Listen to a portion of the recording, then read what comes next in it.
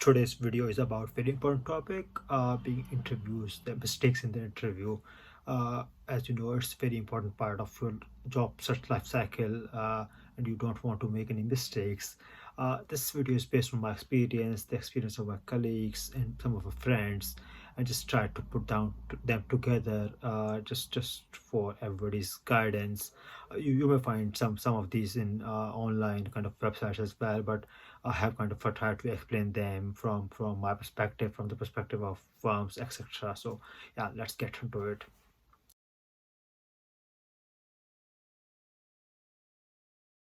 Number one is basically when there's an interview, if you arrive too late or too early, in both cases, not good. It just shows like either you're not interested or you're kind of a too eager. Like you need the experience to be perfect, right? You want to be arriving just a little earlier before interviews, not kind of just sitting over there and kind of pressing the hiring manager or the recruiter. Okay, you're just sitting over there, so don't do that. Try to avoid that.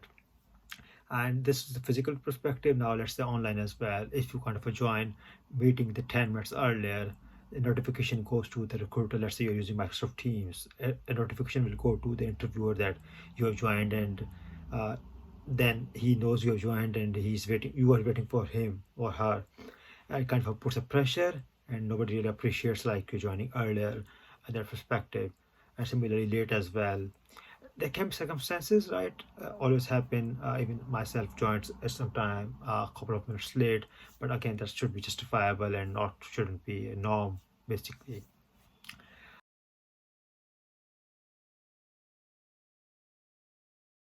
Second point being prepared for the interview. Now, preparation is in terms of the way you look and the actual preparation, I guess.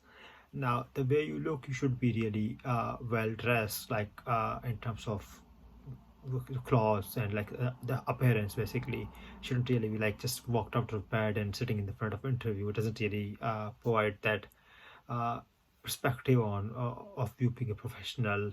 So try to have a physical good presence either in the physical interviews or in the online interview, both, because it creates the first impression, right?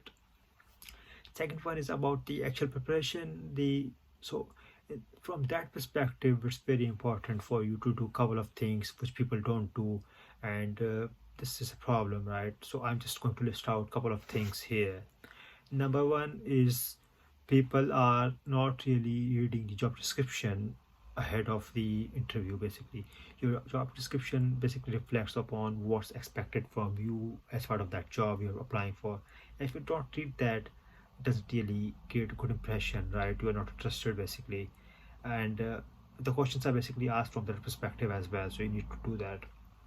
Second one is basically the research about the company you're joining. Of course, if you're joining the big four, like this is going to be the focus on big four. So you need to really research about what team you're joining. If you got any people over there, just talk about it. So they know you have an interest basically. Third thing is the people don't kind of practice ahead of interview or prepare properly about the questions, the expected questions. You should prepare that for interview to be successful. And then rehearsing is very important, right? If you are new interviewee, you haven't done many, so you need to rehearse that. So people do a lot of mistakes, they don't kind of prepare ahead of that.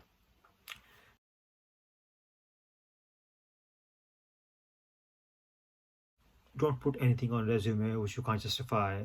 Sometimes people can put like different line items just when making a CV.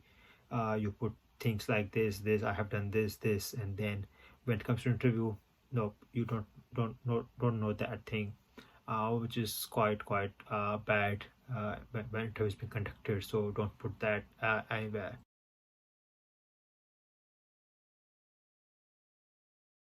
Sometimes you speak too fast, and this is the case with non-native speakers. If you interview in English and you are not native English speaker, and you don't have that good command on English, then you might be speaking too fast, and which is a bit difficult, quite difficult for your interview to kind of understand, and then of course just impact the interview results.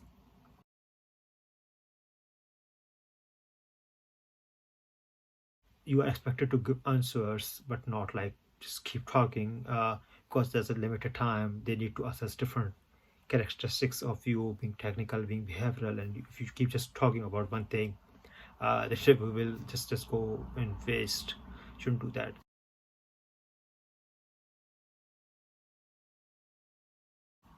Another thing is interrupting the interviewer. So shouldn't really be interrupting too much. Of course, you can have questions in between. You can, but not like continuously interrupting. And when they are talking about something and you just started answering or starting saying something else, don't do that.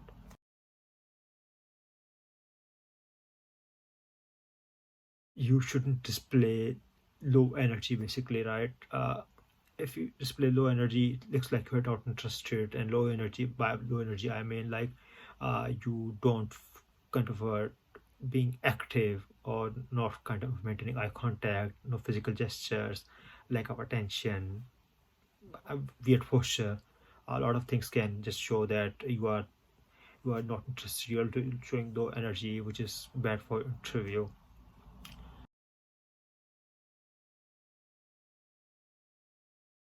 Bad mouthing your prior employer, or saying wrong words or bad words about them. It's not good kind of talking negative about prior employer just to, uh, let's say your new employer, the prospective employer is the competitor of prior employer, and you think you can pass some bad words from for prior employer to get employment here. This in essence actually passes the negative impact on the whole process, and shouldn't really be doing that. There can be many other things, right, within the interviews that can go wrong. It depends on each person, but these are the generic ones.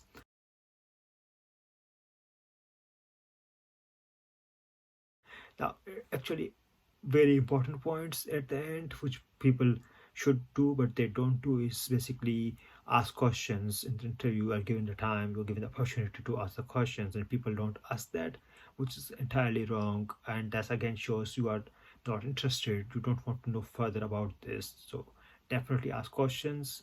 Your interviewer would be very happy to basically answer all your questions, of course, up to limited time, and then they can take the follow-up questions and respond to you later as well.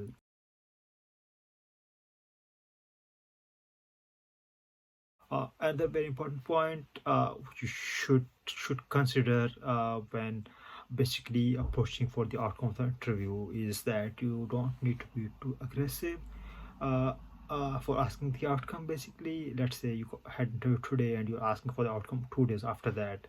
That might not happen. There's a time cycle, a time kind of a process in place at the back, whereby the hiring managers go back to the recruiters and then they can decide based on multiple factors. So there's usually a timeline. You need to respect that, and this is something which will be communicated to you by your hiring manager in the interview as well, or you can ask that. Don't do that. And second thing is kind of just ignoring the follow-ups. Basically, you had an interview and just ignored it, right? Do not even follow up. It's just you are not interested at all. So you might not get the job, right? You do not even follow up. In good practice, the company should kind of reach out to you as soon as the outcome is ready. But if they are not reaching out to you due to some reasons, you need to follow, but again on respectable timelines.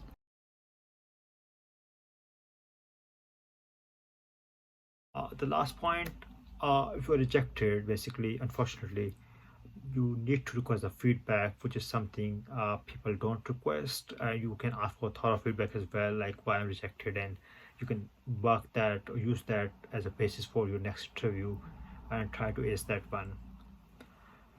I guess there is nothing else. Well, there are a lot of other points that can be other mistakes in the interviews. Depends on the each individual circumstances can be different for everyone. It's a generic one right now. I'll be posting another video with bit of like what should actually be done in the interviews, kind of avoiding these mistakes. So watch out for that.